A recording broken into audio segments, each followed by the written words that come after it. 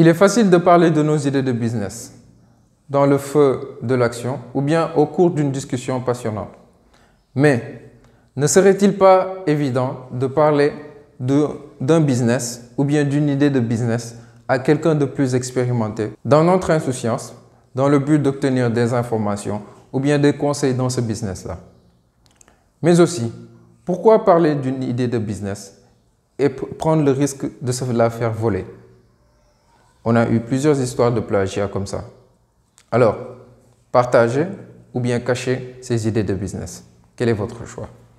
Bonjour, je suis Cheikh Tamba de la chaîne Entreprendre et Investir, une chaîne business qui va te proposer des contenus de qualité, de type conseils, astuces. Nous irons aussi à la rencontre d'entrepreneurs et d'investisseurs qui vont te donner des conseils, des astuces pour que toi aussi tu puisses te lancer dans l'entrepreneuriat et dans l'investissement.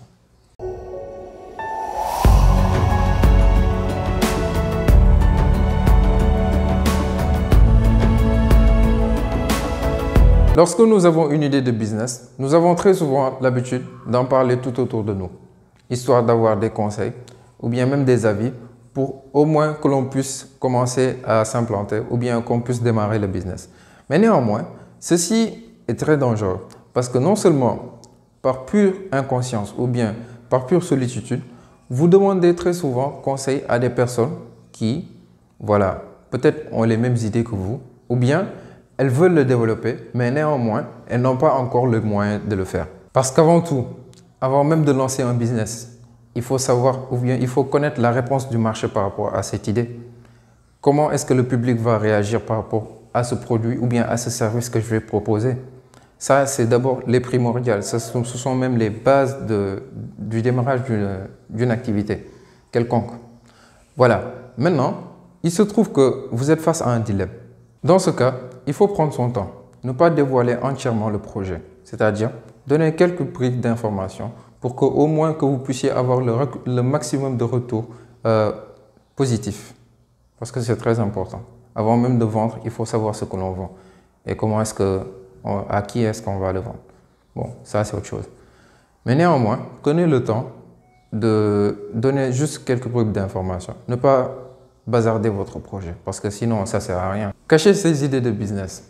Moi, je ne vais pas appeler ça cacher, mais je considérerais plutôt les mûrir, prendre le temps de réfléchir, de savoir quelles sont les priorités. Parce qu'un projet en général, bon, un projet de business, vous le faites comme ça, mais c'est sous forme de brouillon.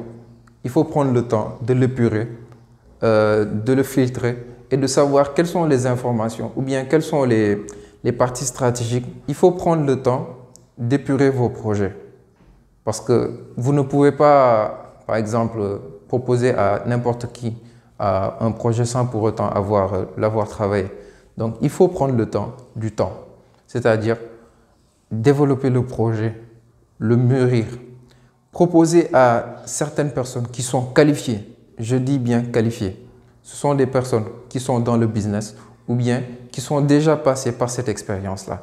Elles vont vous permettre de mieux le peaufiner pour que demain, vous puissiez vous lancer sans pour autant avoir de problème. Certes, les choses ne vont jamais être parfaites pour tout début. Que vous soyez assidu, travailleur et surtout que vous commenciez petit. C'est très important. Commencez petit et avec l'expérience, vous allez pouvoir commencer à grandir doucement. Un business, c'est comme un enfant. Donc, il faut en prendre soin. J'espère vraiment que cette vidéo t'a plu. Commente-la, partage-la et surtout, sortez du tiroir vos idées de business que vous avez mis là-bas. Commencez à y réfléchir. Prenez le temps. Commencez à travailler doucement et sûrement. Merci et à la prochaine.